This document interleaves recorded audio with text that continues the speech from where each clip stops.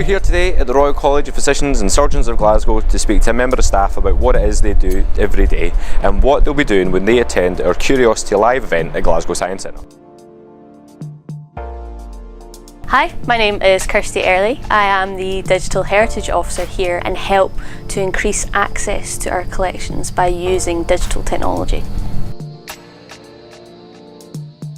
So a lot of our items are very old and very fragile. Because it's medical items too, they're also very sharp. So people can't necessarily hold them or touch them or have immediate access to them. So what I do is use digital technology such as 3D scanning, 3D printing, photography and 3D animations to provide people with more access to these collections and also to explain the collections to them. For example, explain why certain instruments were used, how they were used and how they relate to the practice of medicine today.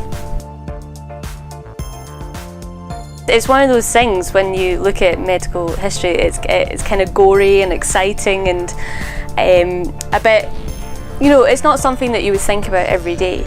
So communicating that to people and showing them actually how much of an impact Glasgow had on medicine and surgery around the world is pretty fantastic. I think it's important to look back in history, to look and see how medicine, surgery and all other specialties were practiced and see how different it was, how there was much less order, there was much less legal systems involved in it.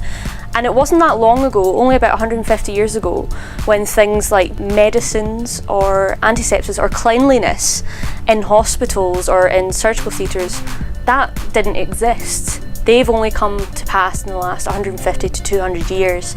So I think it's really important to look at that stuff and reflect on the state of our health system today, because it really makes you appreciate our health system today and how much better it is now than what it was 150 years ago. So I think that's why it's really important to focus on that part of our history.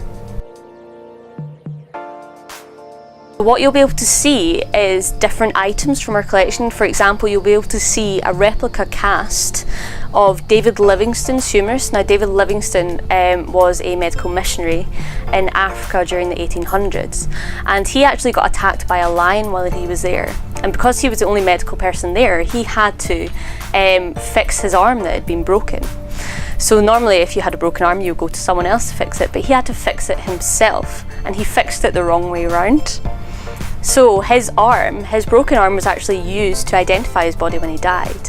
And we've got a replica cast of that arm. So you'll be able to see this replica cast, but you'll also be able to see some 3D prints of the cast that we've had made up, and also some augmented reality models of this cast too, as well as other parts of our heritage like Joseph Lister and his theory of antisepsis, and a lot of different visualisation techniques on the day.